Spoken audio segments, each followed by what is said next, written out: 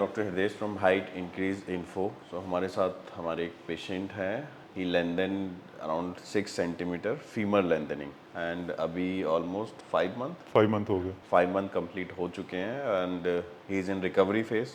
He can walk with the help of aid, crutch से वॉक कर पा रहे हैं, he can manage himself. So अभी इनका यहाँ से हमारे रिहैब सेंटर से जाने का वो हो गया टाइम, तो अभी इनकी जर्नी जानते हैं स्टार्टिंग टू एंड।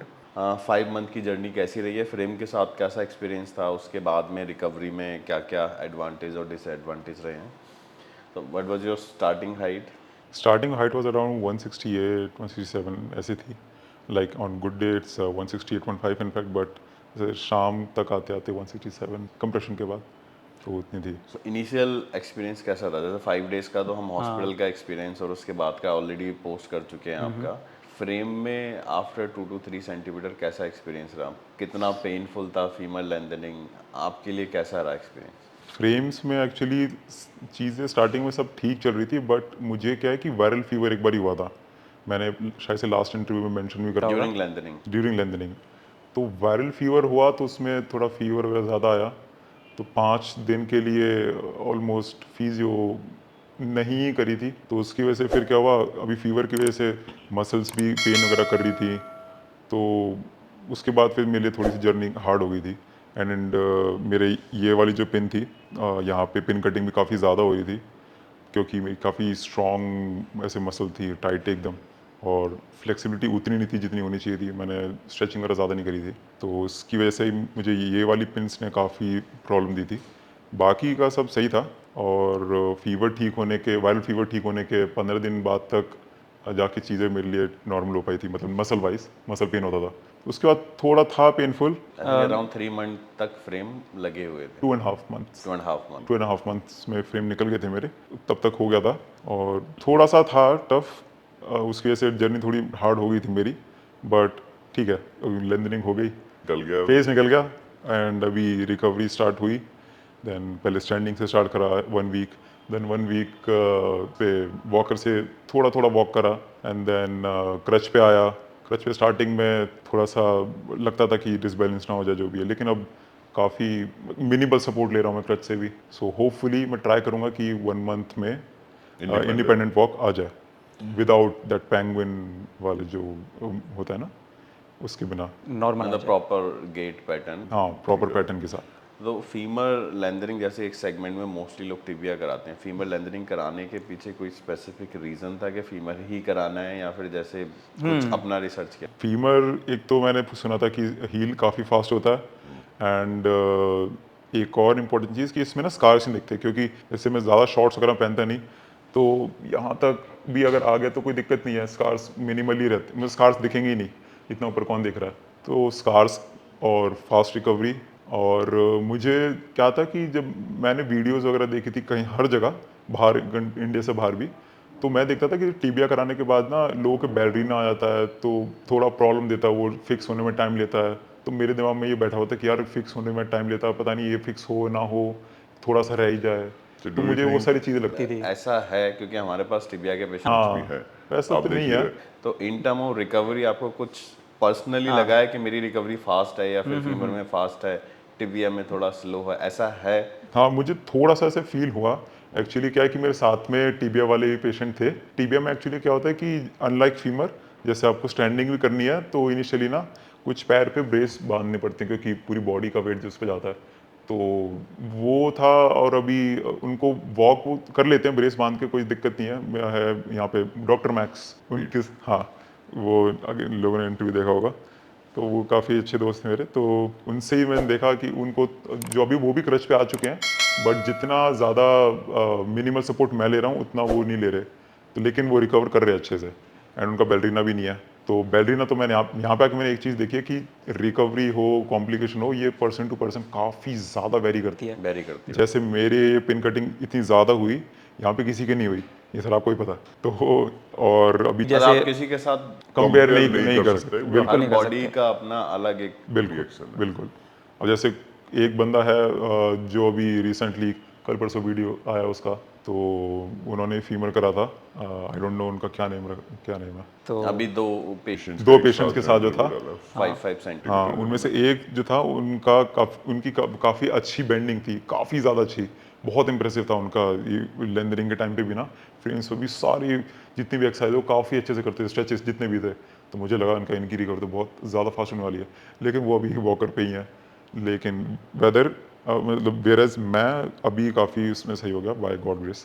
तो एंड उनके साथ जो उनके जो रूममेट थे, ही कैन वॉक इंडिपेंडेंटली, तो वेरिएशन काफ़ी ज़्यादा आ गया ना यहाँ पे। मतलब दोनों का टाइम फ्रेम सेम है, बिल्कुल लेंथनिंग बिल्कुल, सेम है, रिकवरी में रिकवरी में डिफरेंस है, डिफरेंस है, हाँ। टाइम सबका अपना अलग अलग है, तो सबकी बॉडी अलग है, तो लाइफस्टाइल की भी बात है, रिकवरी सबकी वेरी करती है। स्पेशली आप फ्रेम रिमूवल के बाद कितना अपने आप को दे रहे हो, कितना वो भी है, कर रहे वो भी हो, है, अपनी बॉडी पे कितना न्यूट्रिशन काम भी, कर रहे हो, बिल्कुल न्यूट्रिशन बिल्कुल, कैसा है आपका? कितना एफर्ट पुट कर पा रहे हो। और प्लस मैं बोलूँगा कि मेरा मतलब थोड़ा सा जल्दी इसलिए हुआ क्योंकि मैं जिम बहुत ज़्यादा ही करता था पहले, तो इस वजह से मसल मेमोरी है, जल्दी जल्दी वो रिकवर हो गया, but still long way to go. इसके पीछे पर्टिकुलर रीज़न क्या था? मतलब कब से लगा कि मुझे हाइट और चाहिए? ऐसा क्या कुछ इंसिडेंस हुआ पर्सनल, प्रोफेशनल, उसके बाद लगा? और कितना टाइम से इसके बारे में सर्च किया था? एक्चुअली डिसीजन लेने में कितना टाइम लगा एक्चुअल सर्जरी में आने में? तो क्या था कि मेरे फैमिली ट्री में सारी जितने भी मेल्स हैं वो सारी 5'10" एंड अबव है, 6 फीट के अराउंड ऐसे है।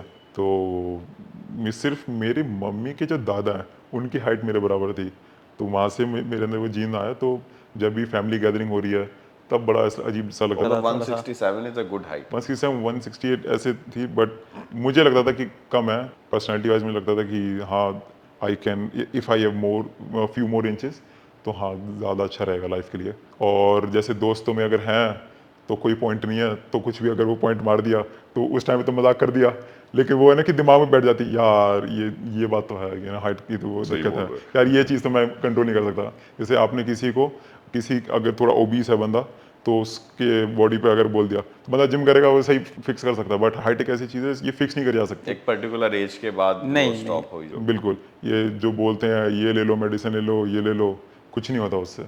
सब ट्राई किया हुआ है। नहीं मैंने ट्राई नहीं करा, बट मेरे साथ वालों ने जो भी उन्होंने ट्राई कर रखा, जिन्होंने, कुछ नहीं होता, पॉसिबल ही नहीं। आप बताओ, एक बार ग्रोथ प्लेट्स आपकी फ्यूज हो गई फिर नहीं है कोई चांस, जब तक ग्रोथ प्लेट फ्यूज नहीं है तब तक आप वो ले सकते हो, इंजेक्शन आते हैं हॉर्मोन्स वाले, बट उसके बाद कुछ नहीं कर सकते।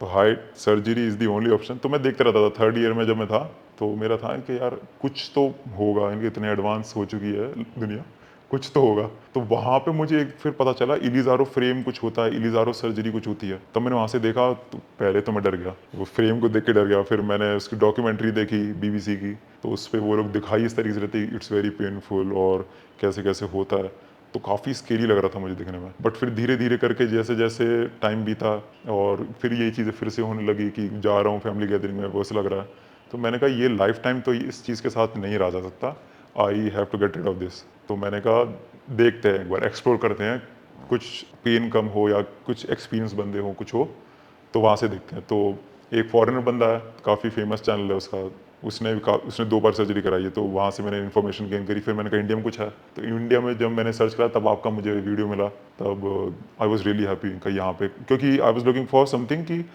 आप लोग सर्जरी भी कराओ और फिर अपने पास रखो और आप रिहैब भी कराओ, मतलब proper take care, proper take care चाहिए उसमें, क्योंकि तो घर पे रह के जैसे टेक केयर नहीं कर सकते। आई मीन कुछ पता नहीं है, आप बताओ आपने बोन्स ब्रेक कर रखी है, आपके फिक्सेटर लगे हुए हैं, दे नेवर नो क्या दिक्कत हो जाए, जैसे इन्फेक्शन की दिक्कत है और प्लस कुछ भी कॉम्प्लिकेशन की, ये तो बहुत बड़ी चीज़ है, ये आजकल, रिस्क नहीं लेना चाहिए। आजकल लोग वैसे भी मैंने देखा है कुछ हमारी कॉपी करके भी प्रमोट कर रहे हैं लोगों को। लोग ऐसे कर रहे हैं, लोग इधर उधर जाके सर्जरी करा रहे हैं और उनको होटल में रख देते हैं।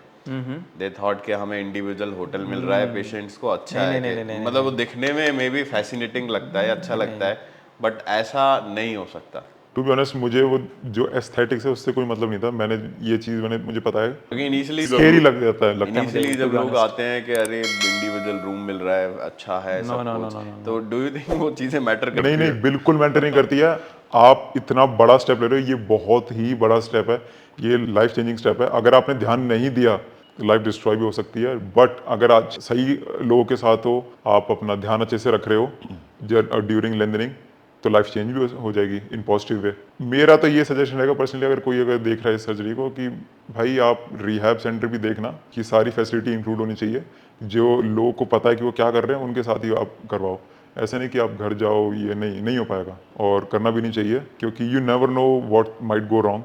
तो यहाँ पे कोई होना चाहिए जो आपका फटाफट फिक्स कर सके, क्योंकि ज़्यादा टाइम नहीं लेना है फालतू में। ऐसा आपका कोई एक्सपीरियंस हुआ ड्यूरिंग लेंथनिंग, ऐसा कुछ हुआ हो? काफ़ी वो एक्सपीरियंस थे, जैसे कि मुझे क्या था कि मैं देखता था कि किसी का इन्फेक्शन हो रहा है जो भी है, तो हमेशा मैं ये चीज़ का ध्यान रखता था कि पिन क्लीनिंग टाइम पे हो रही है, तो एक दिन छोड़ के एक दिन में पिन क्लीनिंग कराते कराता, कितना ही पेन हो कुछ भी हो, लेकिन भाई पिन क्लीनिंग करवानी है। इन्फेक्शन कभी भी, इन्फेक्शन से बच के रहना है। इन्फेक्शन कभी अंदर चला के बहुत ही डेवास्टेटिंग चीज़ होती है। तो इन्फेक्शन एक चीज़ हो गई, प्लस आपका क्या था कि लेंथनिंग करोगे तो नर्व जो है वो स्ट्रेच होगी।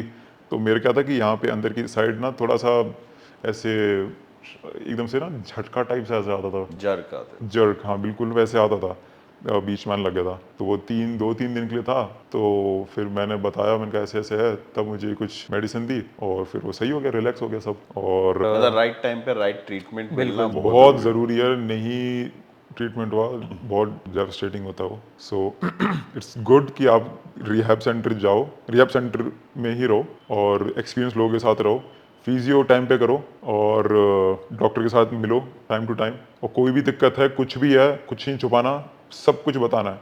और हाँ बाकी ठीक है, अपना न्यूट्रिशन अच्छे से लो। जैसे ये इसमें 3-4 महीने ये दिए हैं, बोन ब्रेक कराए, सब कुछ किया, डू यू थिंक ये इतना पेन लेना, सब कुछ करना, ये वर्थ इट है अभी अगर पूछे तो? जैसे कभी कभार, जैसे कि शाम के टाइम पे कभी कभार लगता है कि यार क्या हो गया, अभी ऐसे चल लेता, तो फ्रस्ट्रेटिंग टाइप हो जाता है। बट जब मैं खड़ा होता हूँ और जब अभी फिर धीरे धीरे रिकवरी आ रही होती है, ऐसे चलते टाइम ऐसे क्रच से कम मिनिमल सपोर्ट लग रहा है, अभी पहले थोड़ा ज़्यादा लग रहा था, फिर मिनिमल सपोर्ट पे आया, अभी देखते हैं, होपफुली कुछ टाइम में इंडिपेंडेंट भी ट्राई कर लूँगा। तो उस टाइम पे फिर अच्छा लगता है जब लोगों के बीच में। अभी मैं रिसेंटली गया था, मॉल गया था मूवी देखने के लिए अपने 2 फ्रेंड्स के साथ में, तो काफ़ी अच्छा लगा। वहाँ गया तो जैसे आई लेवल ऊपर आ गया, और जैसे मैं बाकी सबको देख रहा हूँ, एंड मैं हाइट के बारे में सोच ही नहीं रहा था, तो ये चीज़ फाइनली जो थी इतने टाइम से वो निकल गई। Now I can focus on other things. अब कभी भी कहीं भी जाओ, कुछ भी ऐसा सोचने की बात नहीं मतलब है। एटलीस्ट जो हाइट का जो एक ट्रिगर पॉइंट हाँ था बिल्कुल, वो सब निकल गया, तो वो मेरे लिए बहुत बड़ा प्लस पॉइंट है। Now the only thing I have to work on is recovery. अपना मसल स्ट्रॉन्ग करनी है, और ये कैलस ग्रोथ के लिए अपना न्यूट्रिशन अच्छा रखना है, वो फिजियो अच्छे से करनी है। तो ये सब चीज़ों पे आप ध्यान देना है, एंड सेट है फिर रेस्ट ऑफ द लाइफ। मुझे कभी इसके बारे में सोचने की जरूरत नहीं है, तो ठीक है, वर्थ इट लगा मुझे, वर्थ इट लगा। वर्थ इट लगा। So you want to say something, जो सर्जरी कराना चाहते हैं उनको कुछ एडवाइस देना चाहोगे? बट ऐसी क्या स्टेज होती है कि सर्जरी करानी ही करानी है? सर्जरी करानी है, ये क्योंकि हाइट का ट्रिगर बहुत सारे लोगों में होता है, बट ऐसा नहीं है कि हर कोई सर्जरी में लैंड अप कर जाता है कि मैं सर्जरी करा लेता हूँ। तो उन लोगों को क्या एडवाइस देना चाहोगे? तो जैसे जिन लोगों को डिफॉर्मिटी है वो तो चलो ऑब्वियसली करवाओ ही, कोई बात नहीं। बट जिन लोगों को इनसिक्योरिटी है हाइट की, और अगर आप ऐसे बंदे हो कि बाहर जाने से भी आपको ये लगता है कि आप अवॉइड ही करते हो बाहर जाना भी एक टाइम के बाद में, कि नहीं यार वहाँ जाऊँगा, गैदरिंग होगी तो वहाँ पे फिर से मुझे इनसिक्योरिटी फील होगी। और हमेशा हर चीज़ में आप कंटिन्यूसली आप खुद अपनी हाइट दूसरे के साथ कंपेयर करते रहते हो। जैसे कहीं बाहर भी गए तो कंटिन्यूसली कंपेयर कर रहे हो। अगर आपके ये दिमाग में चल रहा है, देन यू कैन कंसीडर, अगर आप उतने मेंटली स्ट्रांग नहीं हो, और अगर आपको ये इनसिक्योरिटी से आपको you want to get rid of this insecurity, then you can go for this surgery. But आपको मेंटली स्ट्रांग होना पड़ेगा, एंड आपको डेडिकेटेड रहना पड़ेगा इसके लिए। फिजियो में भी टाइम देना अच्छे से, और न्यूट्रिशन पे भी अच्छे से रखना है। कोई जंक फूड नहीं, अल्कोहल, स्मोकिंग, ये सब छोड़ना पड़ेगा, क्योंकि कैलस भी ग्रो करवाना है। तो हाँ, अगर इनसिक्योरिटीज़ बहुत ज़्यादा है तो आप करवा सकते हो, नो प्रॉब्लम, बट राइट लोगों के साथ। ऐसे ही सर्जरी करा के घर पे नहीं है, ये नहीं हो, ऐसे नहीं हो पाएगा। मतलब रैंडमली किसी के पास नहीं चले जाएं कि बोलते हैं हमारे पास पेशेंट हैं, हम करते हैं। नहीं, ऐसे नहीं। नहीं, तो लाइफ के लिए थोड़ा सा बहुत ज़्यादा, ये आप ये देखो ना, चलते फिर आप चल के आए हो, देन आपकी फिक्सेटर लग गया, आपकी बोन ब्रेक होगी, आप बिल्कुल बेड रेस्ट पे आगे कुछ नहीं कर सकते आप। तो सही टीम है, सही गाइडेंस है, तो रिकवर होने में सही रहेगा आपके लिए। एंड मेरा एक्सपीरियंस इनके साथ में अच्छा रहा, तो अगर आप चाहें तो आप यहाँ भी आ सकते हैं। ऐसे ओवरऑल अगर हाइट इंक्रीज इन्फो के बारे में एक फीडबैक बोलना चाहो तो क्या बोलना चाहोगे? 5 मंथ का आपके कैसे निकले हमारी टीम के साथ? तो यहाँ पे ऐसा, यहाँ पे फर्स्ट ऑफ ऑल जो मैंने नोटिस करा है कि लोग सुनते हैं, जो आप बोलते हो, कोई प्रॉब्लम हो, इशू हो आपको, they take care of it और वो रिजॉल्व करने पे उसको काम करा जाता है। भले ही वो सर्जरी रिलेटेड ना हो, वो कि केयर टेकर से ये है या कुछ भी आपको प्रॉब्लम है, रूम से प्रॉब्लम कुछ भी हो, तो हम यहाँ पे सुनते हैं एंड उसके हिसाब से ट्रीटमेंट भी मिलता है। और मेरा तो सही रहा है एक्सपीरियंस, कुछ मुझे ऐसे दिक्कत लगी नहीं, अच्छे से ध्यान रखा, फिजियोथेरेपी भी टाइम पे करी। जैसे मैं बीच में अभी कभी आलसी भी अगर हो जाता था तो जो मेरे फिजियोथेरेपिस्ट वो आके मुझे पुश भी करते थे कि भाई नीचे आओ, करो एक्सरसाइज, स्ट्रेंथनिंग करो, फिर अच्छा लगता था, फिर मैं भी आता था नीचे। सही है, मुझे ओवरऑल काफ़ी अच्छा लगा एंड आई रिकमेंड, अगर आप देख रहे हो then you can consider them, आप बात कर सकते हो जैसे से। Best of luck for your future. बिल्कुल बिल्कुल sir, thank you so so much sir. ये था इनका अब तक का interview till 5 month, but right now is in recovery phase still, it will take 1 or 2 month more perfect walk आने में। अब मे भी थोड़ा बहुत टाइम आगे पीछे हो सकता है, वो बॉडी टू बॉडी डिफर करता है। तो जब ये नॉर्मल रूटीन में आ जाएंगे, नॉर्मल बिल्कुल परफेक्ट आ जाएंगे, then maybe will post his another interview, will try. अगर क्योंकि मेरा भी यहीं पे ही है पास में ही, so I will keep visiting. So till then, अगर आपकी और कोई क्वेरी है about limb lengthening, limb reconstruction, तो आप हमारे चैनल पे दिए गए नंबर पे अपनी क्वेरी डाल सकते हैं। Thank you.